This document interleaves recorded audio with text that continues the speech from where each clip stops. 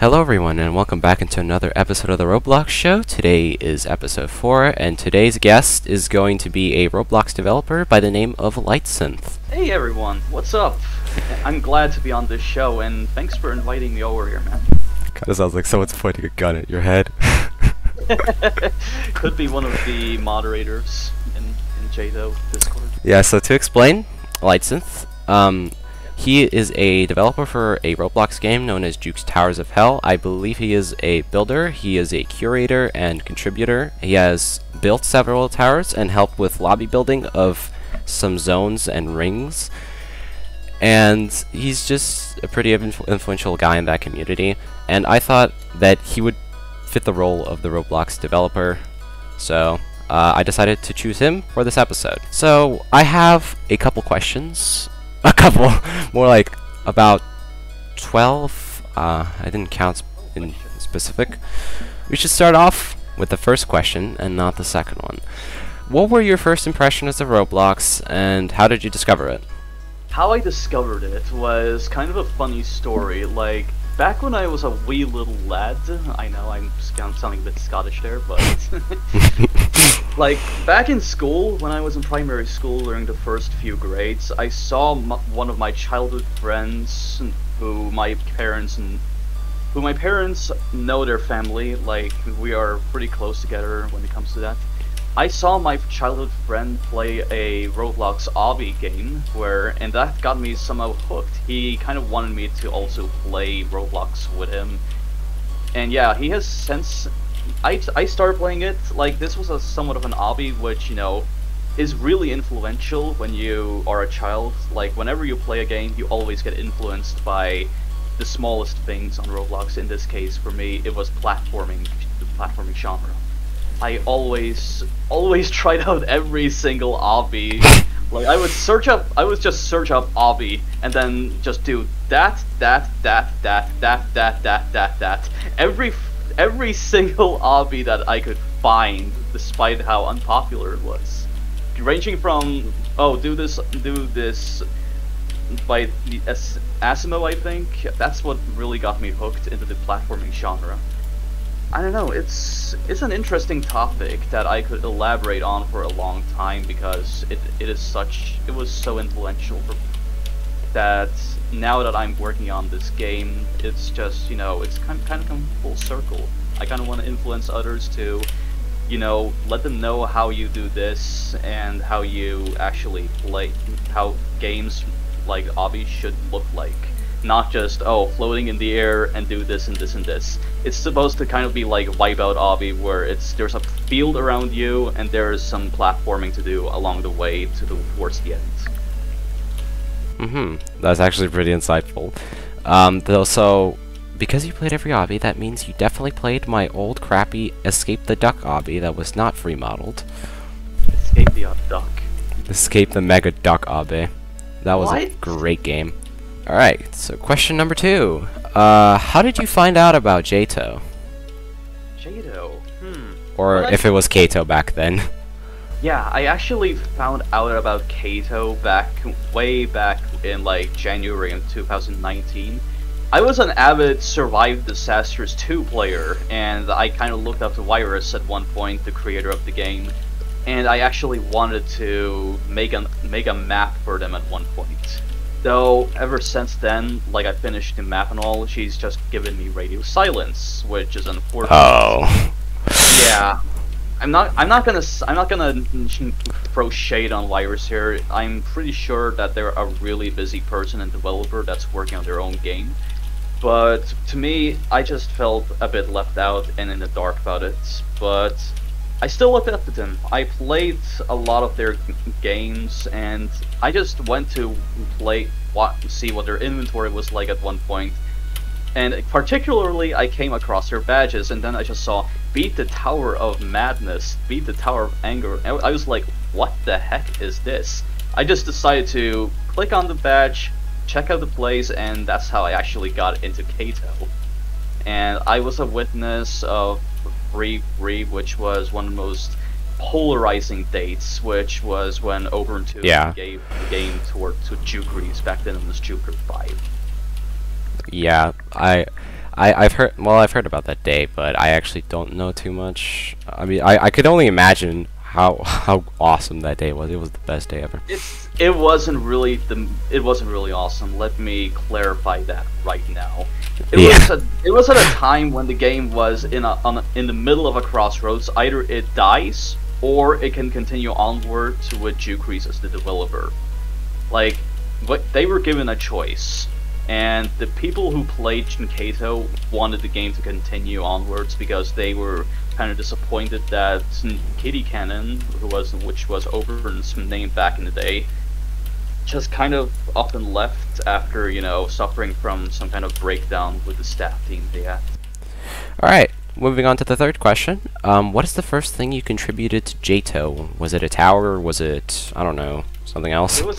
It was actually a tower that I made because, you know, I was an avid sword fighter back in the day for a clan. It was for a clan named Sapphire Guard, and I really enjoyed my time in that clan in particular. Just, you know, hanging out with friends and just memeing around and doing all kinds of weird strategies, and even building a few maps here and there for that in particular clan. Even for a tournament known as CLA, which, you know, is... 𝗂𝗂𝗀𝗀𝗀𝗀. No, not Seal. I know. CLA was actually a sword fighting tournament where there were plenty of other clans that wanted to compete for a prize, and it was done in good sport. Like, we had some clans that we remembered, and it was a ton of fun. Just, you know, building for the tournament as a whole. Like, I made my own map, which was a replication of Team Fortress 2's map known as Process. Oh. And what they actually, in my clan that I was a part of, they actually kind of liked it with their leader known as 𝗙𝗏𝗏, who goes by the name of Minded now, who helped give me some advice on using gap fill and all that stuff when it comes to making maps and whatnot. And it's that kind of building that has kind of inspired me to actually build the lobbies in a way that's really huge in scale when it comes to the lobby itself, so that the player feels really small in comparison to the world around them. Yeah, and that's put into effect in Zone 5, definitely. Yeah, Zone 5 itself is a really good example, along with Ring 9 as a whole. Both Ring 9 and Zone 5 are really huge, while the player in comparison is pretty small, while you look at something like Ring 4, no, like Ring 5 for example. That lobby is pretty small, and the tower, and it doesn't really leave that lasting impression compared to Zone 5 or Ring 9. I can see where you're coming from. Yeah. Alrighty then. Question number 4. How long have you been a developer for? I think you partially answered this question, but you know, give time span. Yeah, time span. It actually happened that I was making a Citadel for the Wacky Frames contest back when that was back in like 2019. Yeah, dude, that's so old. I made Citadel of the Holy Trinity, which I showcased the frame to one of the developers of the game at the time, known as Steel or BlendBadBoy112, and he actually really liked it. He liked it so much that he just instantly got me Verified Builder and Helper for some reason. It was really easy to get staff back in the day compared to now. Yeah, that's pretty obvious. Yeah, it was back in like what, May, or I think it was back in May when I got Helper in 2019, and I also even got Team Create a few weeks later after some persuasion on my part to get access to the game from Juke. And if the game was slowing down to a crawl back in those times. Like, we just released Ring 6 and it was a buggy mess, but that got fixed slowly over time, except for the fact that there were still tons of bugs, and there wasn't much effort being put into Zone 1 at the time, and I don't know, it's just really weird. It was just a weird period. Uh-huh. I see a bit of JToH lore for y'all. Alright, this one's gonna be a pretty long one. Do you think Roblox is a good platform to learn about game development, or do you think there are better methods to learn and earn money from developing? It depends. Like, if you ask me, you should go with whatever program or field that you want to explore in. Like, if you ever want to try out Roblox development, then sure, go for it. If you want to build or stuff, Roblox has you covered, but there's also Unreal Engine and Unity and other sorts of game engines that also cover that field. It really comes down to preference, because I never managed to get it on with Unity or Unreal Engine. I just don't know how to model stuff for myself unless I use Roblox, which gives me plenty of opportunity to work with people that makes the job easier. Like, one thing I will tell you is that you never ever want to work on something on your own. You always need people to help you with some things. Like, let's say you want to build a pretty cool looking lobby for a game or hub area, then sure, you can do it yourself, but that's going to be much harder in terms of deciding what the quality of the lobby is going to be like. It's not something that... There's a reason why most people, when it comes to game development, they want to focus on having a team behind them so that they can make sure that nothing is too much amiss. There is some things that you can learn a lot from, and just in general, making the job of making the lobby itself and for the upcoming zones for this game much easier. In this case, when it comes, like, yeah, Roblox is a game engine. When it comes to making things in studio, there are certain limits, but there's also workarounds with those limits. And like with Zone 5, the problem here was that we had to work with we had to you know, compare the scale of everything, the towers and everything, to the size of the area itself.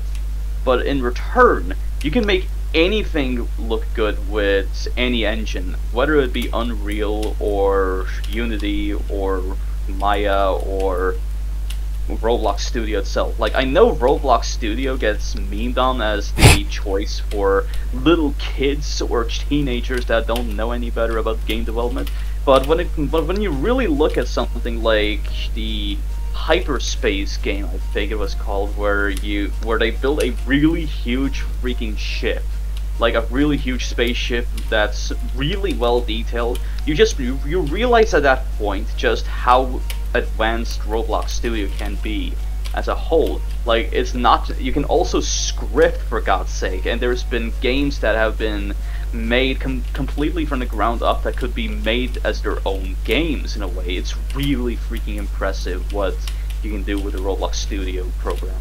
Like, yeah, people tend to meme on the Roblox Studio, but it's a meme at this point. That's why I call it getting memed on. And it's like, it all depends on the developer themselves. Like, for Ring 6, that was made at a time when quality wasn't really the focus. It was mainly quantity over quality, which CL has told me in DMs once that he primarily focused on quantity over quality for the game, and that's why most of his ring lobby towers for the game at the time, they were seen as alright, but nowadays they're kind of just either mediocre, bad, or sometimes good. It's not always the case, and it's really unpredictable with how the towers back in the day are like compared to the towers and lobbies today in JToH, for example. Alright, pretty in-depth explanation. Pretty good. Alright, this one's gonna be an interesting one. Do you get paid in real money for developing JToH, let's say? I don't know why they formulate the question like that. Well, I would say that we are getting paid Robux from Juke once we finish a lobby or a zone for the game. If it's not private information, can I ask how much? Private information. Well, from what I remember, back in let's say in Ring 9, after that was done, I had contributed a lot for the game at the time, and I was rewarded a hefty amount of, like, what, a let's say 125,000 Robux. Jeez, Jukeries be rolling in drip, my gosh. Well, yeah, and recently after Zone 5 was released, I got paid like 50,000 Robux for help or something along the lines of that. But it was a combination between that and Paradise Atoll, so I would say on average it's around like 20,000 Robux for Paradise Atoll or 25,000 Robux for Zone 5. It's a thing that's split between the team and the dev team that works on their respective zones. It's not just about, you know, paying this guy that amount. It's all needs to come down to splitting the rewards between the developers fairly so that they don't feel cheated.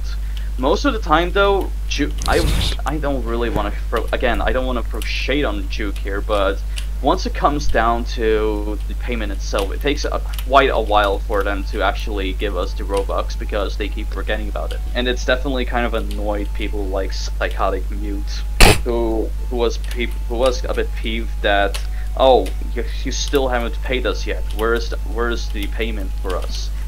And yeah, you can definitely get some extra money out of developing for any game. In this case, you can just go to the DevX program and just cash out from there once you think you're just done with development as a whole. Well, that is unless you get your account banned, then you're kind of then you're sorry, I'm not allowed to say that. I mean, you can swear, I'll censor worst case scenario. Okay. But to say it at the very least, you're just kind of screwed at that point. Yeah. Alrighty then. The next question. Are you able to make games outside of Roblox? If so, would you start making your own game series? I'm pretty sure you did go a bit in depth about this, but I guess second question would be... I am not someone that considers myself a leader in a way. I am primarily a builder, and when it comes to making games, you need to know how to script, which I'm gonna be honest, I am absolutely terrible at. I can't script anything as much as for God's sake, I can't even script print hello world, for God's sake. That's the easiest script that you can write on paper, but for me it's like learning math. It's so freaking complicated. Like, for God's sake, I have like an F in mathematics, and that's in college. Like, that just goes to show that I just suck at math and scripting in general. I'm more of a builder kind of guy, and if I ever were to make my own game, I would definitely hire someone that could script. But I'm not sure how I will be able to pay them in advance, because the game, first of all, needs to do really freaking well. It needs to gain traction, and that's not always the case. You kind of need to get lucky when it comes to that. And people don't usually click on the advertisements on Roblox and usually have an ad block. And it's kind of why I kind of resort to just working on JToH, because hell, when it comes to making lobbies for JToH, it's like I am building my own vision of the lobby, though I still kind of want to follow Jukeries' interests in what makes the lobby for them click. Next up, I'm sorry if I don't make enough commentary after the questions. I get everything you're saying, so I don't really know what to add. Don't worry about it. Alright, do you play any other games apart from Roblox? If so, which games? Several games that I played through is primarily on Steam, and I only really play Roblox primarily, but I also play some other games, especially something like Team Fortress 2, where I play it competitively in Highlander, and I'm actually like the farthest I've ever gotten was like in playoffs in the mid division, which is like which is like in the middle of the road. You have Div 2, Div 1, and then Premiership left. Premiership division is what I'm aiming for. Oh. But that's really going to be a hard task, because when you play Spy in Team Fortress 2, it's going to count on a lot of luck. Well, at least you don't play Scout. Scout mains. They're pretty toxic most of the time, but the Scout that I play with he's usually pretty chill, though he is pretty demanding when it comes to leadership. He wants me to do this and coordinate tasks with him, which I usually do to, you know, get on good terms with him. That's usually how you mellow down a scout main. But other games that I play are Terraria, for example. I haven't really gotten it. I actually managed to get past the golem, but I've never made it. But I've never actually tried to be the lunatic cultist because, you know, I focused way too much on 𝗬𝗏𝗃, and I'm gonna say it. Focus on the lunatic cultist first. You don't need to focus on 𝗬𝗏𝗃. He's an optional boss for a reason. There's also other games that I played. Binding of Isaac, Rebirth. Like, I've managed to. This was before Repentance came out. There's also Crypt of the Necrodancer. I've done a 100 itemless run of Aria there. There's also Elder Scrolls Skyrim that I played. Terraria, Undertale, Deltarune, and right now I also played a bit of Aversion. Gary's Mod, a tiny bit, just for the fun of it. Super Meat Boy was actually a game that I also played back when I was a child. There's also Left 4 Dead 2 that I played, a bit of Outlast. Never got to the end of the game because, well, it's not the fact that I was pretty scared out of my pants. It's mainly the fact that I just kind of lost the interest in it. There's Spiral Knights that I also played, which is a free-to-play game where you are a knight, obviously, and just have to descend down these clockworks down to the core itself. The farthest I've ever gotten was the Duke Vonneduke boss. No, Lord Vonneduke, he's called. And there's also Starbound, and what else? A bit of Among Us. No, not Among Us. Screw you, by the way. And I think there's other games I haven't played yet. Well, there's also the Henry Stickmin collection I played, which is really fun. Please check it out. Realm of the Mad God was a game that I also played back when I was a kid, and I still kind of pick it up here and there. There's also Hotline Miami, which I've 100%ed. I kind of want to touch on the sequel. There's a Hat in Time that I want to play, but I don't know. I kind of want to get a controller first before picking that up. And recently I picked up Geometry Dash and want to start playing it and see how it clicks with me. Alright. Fairly diverse, I must say. There are, of course, many other games I really want to try out when they release. Like, it's just the fact that when I was really focused on school, I just didn't have enough time. There are several games that I want to pick up and play, like Helltaker. There's also, like, Alan Wake. And there's other indie games that I want to try out, like, that I get advertised on YouTube. Like, there's this Fire Girl game that's coming out. And another RPG-esque game where you control a wizard who was the final boss of a game, and you have to take revenge on the heroes, which sounds like a really funny concept.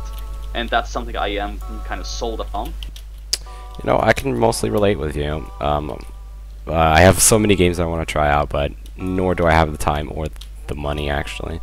With the Hat in Time, I'm probably going to pick it up on Switch because I also want to play it with a controller. I feel like playing a game like a Hat in Time with a keyboard kind of feels wrong. I would say that with the amount of money that I have, which is around like 48,000 Danish crowns, which translates to hold on, 4,800 euros or something. No, Danish crowns, which equals it's Danish. Which equals to 7,485 US dollars, which doesn't sound that much actually. But I'm actually getting a job soon at a Hilton Garden Inn, and that's hopefully going to pay me a good amount of money because I kind of want to, you know, live rich in my life and just, you know, have, you know, good payments as a whole and just live as a whole. Yeah. Oh, well, good luck with your new job then, if you actually manage to get it. Alrighty then, next question. What are some tips you could give to early developers or tower builders? Oh boy. This is gonna be a long one. This is gonna be a bit complicated to answer. So, to those people that want to start out development, you need to find your field that you're the most comfortable with. For me, scripting is far out of my comfort zone. Like, without a shadow of a doubt, I've already explained it in enough detail in one of the previous questions. But to be frank, it's just find what you are pretty good at. If you want to do scripting and want to learn it, then go for it. If it's not for you, then just stick with old reliable. In this case for me, I want to stick with building because that's what I really love doing compared to scripting, which I am absolute dog water at doing. But for the people that want to make towers, read through the reviews for God's sake. You need to take notes and look at towers that have passed on the whitelist. Please, just pick the ones that are the most popular and most likely to get into the game. Even some of the towers you don't expect, like Tower of 𝗍 architecture, which people never expected to get into Zone 5, for example. That has some pretty good, decent purist gameplay that you can try out. But it's definitely not for everyone because, like Logan said in his Push to Terrifying videos, that he doesn't really like purists as a whole, especially tiered obbies.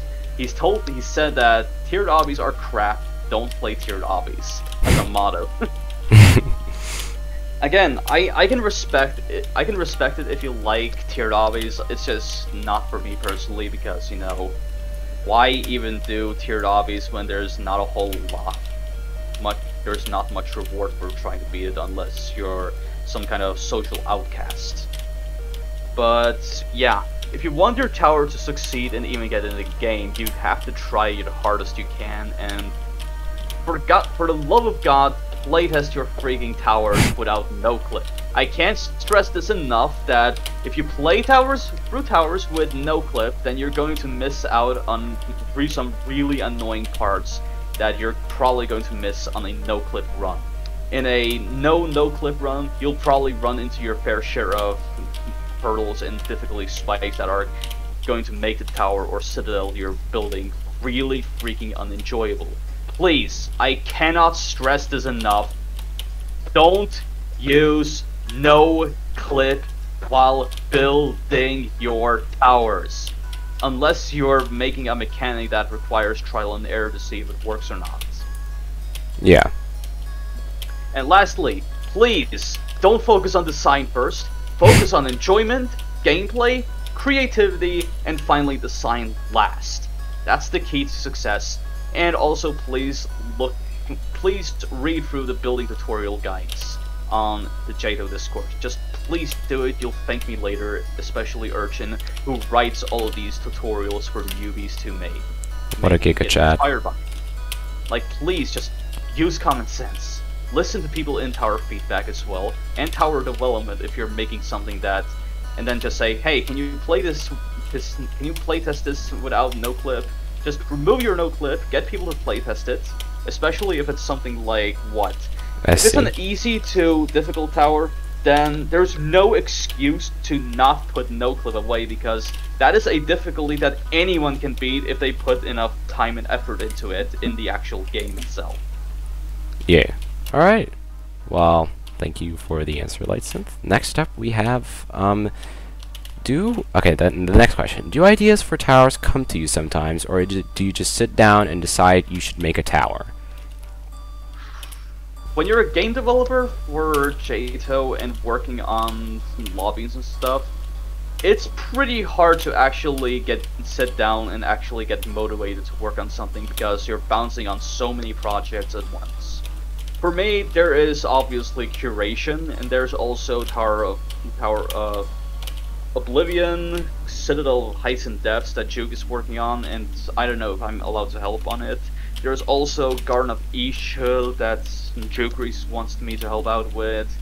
There's the event season that's also happening now. Like every October to December, there is going to be the event season, and that kind of sucks a lot because I want to work on permanent content more than temporary content that's only going to last like a month at most. And there's also like and there's obviously like Zone 6 that's going to be developed on. Like, spoiler alert, I've actually managed to get a lot of the terrain, like the bones, the skeleton for the terrain itself done for the zone itself. It's just that now it just needs polishing and all that stuff, and then just decorations and the building itself that just, you know, that makes the zone come alive. It shouldn't just be, oh, it's Mars, let's just make it a barren wasteland. Like, that's just going to make it extremely boring. You want to make it look really huge and just make it look, and just, you know, make it interesting to look at, instead of just focusing on, oh, it's just going to be Mars, let's just make it a flat Earth. That's it. Like, don't ever do that. True. Alrighty then. And there's also, and lastly, like, in terms of towers, it can be really hard to work on your tower when you're tower creator, because there are several factors that factor in when you make a tower. There's obviously creator bias, which several people don't know what it is, so I'll go into it in detail here. Creator bias is when you yourself, the creator of the tower, have played through the tower so much that you yourself have become so consistent at it that spikes, drops, and inconsistencies won't really be an issue anymore for you. But for someone like me who plays through a tower or a submission, like, I can go in completely blind and I don't even touch the tower until it's submitted, to avoid as much bias as possible when it comes to my reviews. That's part of why I don't really want to touch on towers or give advice to tower builders making their towers until they've submitted it, and then after that I'll start helping them out a little bit here and there with giving them suggestions and feedback. Because creator bias, it can be really detrimental to getting your tower to increasing your tower's chances of passing or not. You really want to, again, get as many people to play for the tower without no clip, and have it be as blind as possible, and don't make it so too often that, oh, I'm gonna make this tower and just, you know, every time I finish a floor I'm going to get people to playtest it. Never do that. Just for me, work on the tower until you make it to floor 5, then you can get people to playtest it, and then once you're done with floor 5 you can add any suggestions, feedback, or improvements that you can add to your tower. Like, obviously not everything, just be careful of the people that give you suggestions. I would first and foremost recommend listening to verified builders, and then because they have the most knowledge when it comes to the gameplay of a tower and what makes it passing and not. And there's also like regular builders which you can also rely on, but not as much as verified builders. Verifieds, on the other hand, those that haven't made a single passing tower yet, always take their feedback and suggestions with a grain of salt. And yeah, that about wraps it up. Just please don't clip. It's going to sound pretty hard when you make a tower, but yeah, that's, for me, it's a kind of a special case because I have many projects to bounce on, like the Phantom's Tower updates. Any updates on Purple Update? No, okay, I'm not gonna ask because that's confidential information. Actually, I can give a bit of insight. For now, the Purple Update is coming along decently for Phantom's Tower. I recently finished like the floors 1, 2, 3, and a bit of 4. And there's not a bit of 4. Floors 1 to 4 are playable. Floor 5 needs to be worked on, and the bottom part of floor 6 still needs work. And then once we're done with that, the second half of floor 6 needs to be updated. Then there's floors 7, 8, 9, and 10, all of which are going to get significant updates. Not full-on revamps, just some updates that makes them more tolerable, like removing the GBJs or Death Pit spam that plagues floors 8 and 9 that no one likes to put up with. Like, let me ask you this. Would you want a tower that you can enjoy, but all of a sudden it throws in this stupid death pit that if you fall in there once, your whole run is over and you're forced to restart all the tower over again from floor 1, with all the button progress removed and having to do tedious gameplay again and again and again? Would you want that? No, not really. I mean, it really depends on the tower, because sometimes it makes it a lot more fun when there's a GBJ. Yeah, but that's the thing. People really don't like GBJs unless True. you can find a way to escape it, like in Toga, for example. If you fall on like the dropper part, you can still manage to escape it in a way by corner clipping, by doing a flat wall corner clip. Alrighty then. Here's a couple, one opinion-based question, one, yeah. What's the best JToH tower you've created, and what's the hardest JToH tower you've beaten? Ooh, good question. My favorite tower right now is either a tie between Citadel of Horrifying Phobias and Tower of Mirror-Tech Revamped. Mirror-Tech Revamped, I really enjoyed making it. Like, once like, of course, it obviously failed the first review, but Yeah. once I managed to get some motivation from Blockerman himself, like, who told me that you shouldn't give up so easily, and then I was kind of like, you know what, I want to make Mirror Tech actually freaking good. And then I just went ahead and did that, so resubmitted it, took some of the feedback that they gave me, and then nerfed it even more from challenging or difficult to hard difficulty, so that it stays hard, just like the classic version.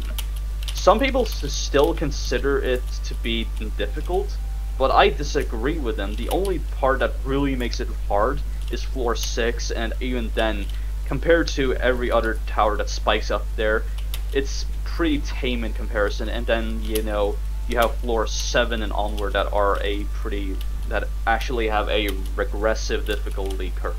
Like, it goes downward and becomes actually easier, which is a pretty interesting concept. Yeah. The hardest tower that I have beaten. No, wait. Let's talk about Citadel of Horrifying Phobias first. Yeah. Horrifying Phobias was actually meant to conclude the Dark Claws era, like Dark Claws lore, Yeah. which it was made because I was kind of unsatisfied with the ending for Christmas event 2019, when Dark Claws would just go into the totem and just boom, it's gone now. But that was a pretty anticlimactic ending, especially since the boss fight for Christmas in 2019 usually is seen as one of the worst bosses in the game. Especially when you look at the boss of the event that comes right after, known as a Radiant Guardian. And a Radiant Guardian is an interesting case, because on one hand, it can be kind of fun with multiple people, but on your own, it becomes really freaking nightmarish. So, Citadel of Horrifying Phobias, it's supposed to mark the end of the Dark Claws lore in JToH. Like, it's meant to be like the final battle, and it even says it on the badge itself, the final battle once and for all.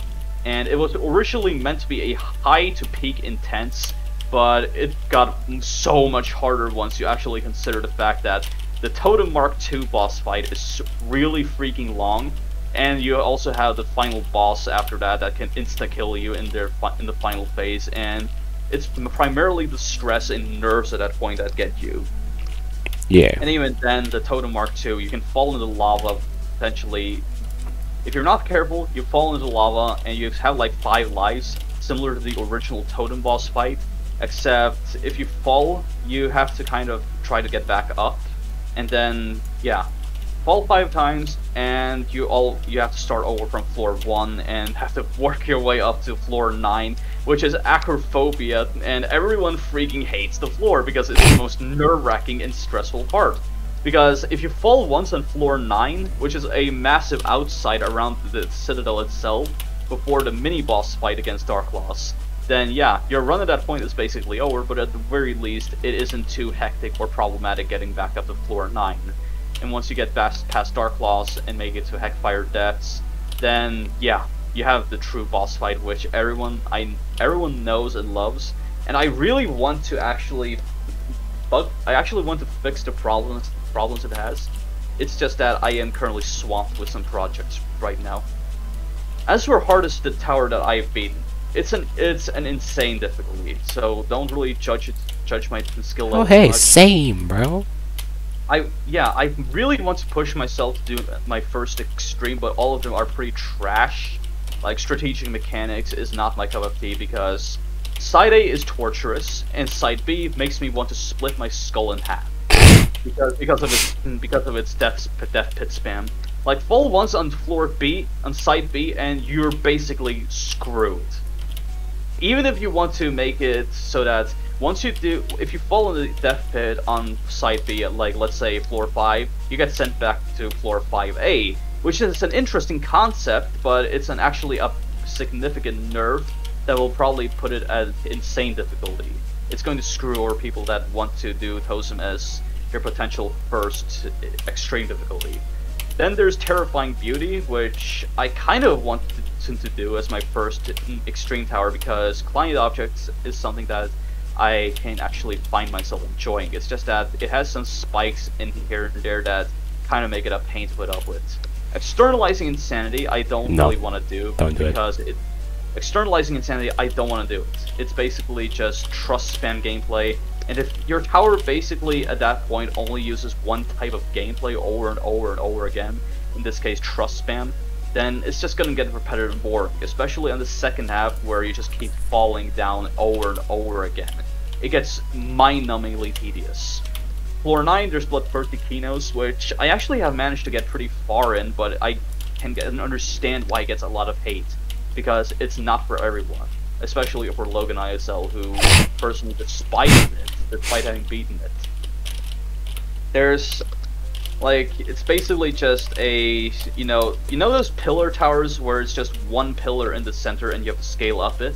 That's basically Bloodthirsty Kinos, and if you hug the middle, then that's a good thing. But the final outside, I hate it. I freaking hate it. It's like, I told the creator of Bloodthirsty Kinos that the problem with the tower's last floor in general is that the final stretch was way too easy, and there was some other way to make it harder in a fair way. The way they did it was to make it a brutal final outside instead of making it a final outside above the tower itself that focuses on the triple spike mechanic that could have been much more interesting instead of just spamming a final outside. No one likes final outsides, and please, for the love of God, if you ever make a tower like yourself, never add a final stretch that drags on for an eternity or ends your whole run. No one likes that.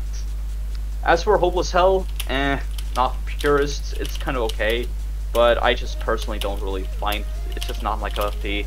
And Astronomically Aimless Annoyances is way too long for my liking, and the first few floors, like the first half, it just stings so much. I hate it. Like there's barely any good options for Extreme, which is why I hope for Fallen Destinies to get in. Same. Maybe I will push it to Terrifying and maybe even Catastrophic at one point, but I highly doubt Catastrophic is ever gonna happen, because most of the choices there are pretty trash. Like, you got Tower of Elongated Runs, Generation Failure, which are probably the worst choices, and then you have Champions Roads, which is basically a... I can understand why it's liked, but it's basically just a tiered obby encased inside of a tower, and Cruel Punishment is a P-Catastrophic. It's a P-Catastrophic that has plenty of outsides. It has unfair GBJs and some insta-kills that are kind of cheap at times. So I'm kind of comfortable right now that I'm sticking at Insane. We'll probably push it to Extreme, but we'll see about that. As for Insane, my hardest tower beat right now is either Thanos Tower or Tower of Frightening and Confusing Trials in Ring 9. There are several other towers that I've already beaten in the Insane difficulty, like Thinning Layers, Double Trouble, managed to make it floor 8 in Inevitable Failure, made it to floor 5 or 6 in Polychromatic Zero. There's also Bent Trauma, which I made it floor 7 in. High Adrenaline I have touched. Curve Ascent I made it floor 7. Toso, Suffering Outside, I haven't touched that. I've been Tower Glitching and Healing. Confusion, I have not touched that. It's pretty neglected, unfortunately. Difficulty chart, I've beaten, and that's about it. Alright, then I see. So, that was a pretty long answer, but still. What were you doing just before listening to this question? What were you doing just before listening to this question? Just explaining what I was talking about with my hardest difficulty and my favorite tower to work on. Alright, because that was one of the questions.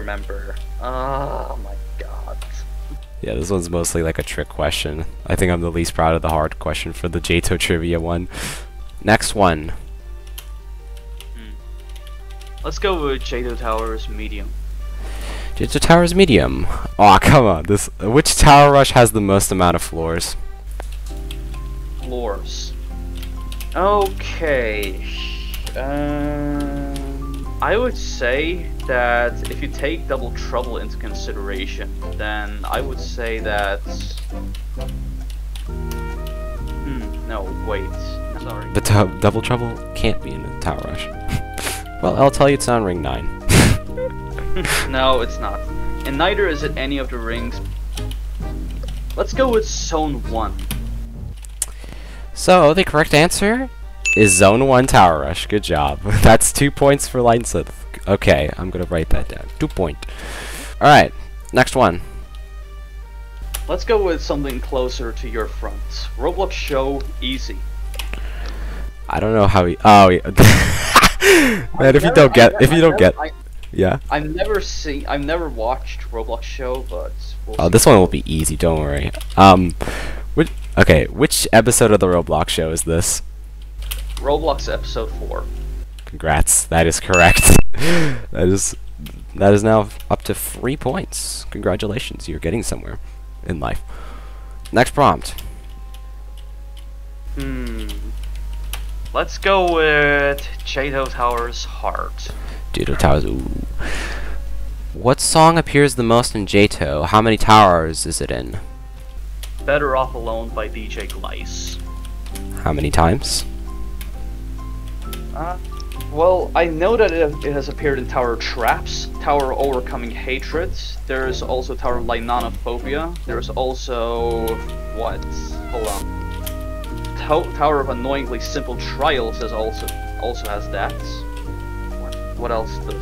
What else? Oh yeah, by the way, we're counting removed towers. Okay. So that makes it 5 times that it has been played there. Alright, well, is the answer correct? It's time to find out. The correct answer to this question is The World Revolving, and it was used 6 times. Oh, for God's sake! You were really close, though, still. I feel like if you didn't include removed towers, it'd be tied. Alrighty then, next up, choose another one. Let's just go with an easy one, okay? Yes. Roblox history, easy. Okay. What was the first Roblox UGC accessory? Let's go with an easy JToH trivia. How can I possibly f this up? Okay, this one's easy. Come on, if you don't know this. How many difficulties are there in total in JToH, including removed ones and including 2 hard? Okay, let me think. There is easy, medium, hard, difficult, challenge. By the way, including removed ones, but the ones that were officially in JToH, not the joke difficulties like epic. Yeah. There is easy, medium, hard, difficult, challenging, intense, remorseless, insane, extreme, terrifying, and catastrophic. Then there's horrific, unreal, and nil, and 2 hard, which used to be called Y. So there's 15. Like, there were obviously forgotten difficulties that Logan had. Yeah, the brown ones. Congrats, it is 16. So that's another point. Okay. I don't need to know. Roblox Show medium. Let's go with that. I don't think you'll get this one, but let's go then. We'll try. No, I feel like this one's not even fair, but whatever. Who was originally going to be the first guest of the Roblox Show? What? I told you. I kind of instantly give up at that point because there's no way I know who's going to make it there. Like, it's really unfair, you know. Okay, I'll tell you it. Okay, so the first guess was meant to be Juke. No, it was meant to be Bloom. But you don't know who they are. Who even is that? Well then, that's the Roblox Show episode. This one's gonna be a fun one to edit because this footage is 1 hour and 40 minutes long. Wow, this is so far the longest Roblox Show episode ever. Well, thank you so much, lightsynth, for coming on. I actually did not expect you to accept, to be honest. Really? Yeah, because I'd already gotten rejected by a lot of devs, or just completely ghosted. So. Really? I think they kind of should be, you know, accepting, because in a way that opens up the doors and transparency of how it goes in the JToH Discord for me, and in terms of development for most games. Like, you want to know, people deserve to know what's going on behind the closed doors at times. Not too much, but in a way that, you know, is pretty nice, in a way like this, where we just kind of have some fun. Yeah, true. And I don't know how, you know, the minigame thing is going to affect me or something, but, you know.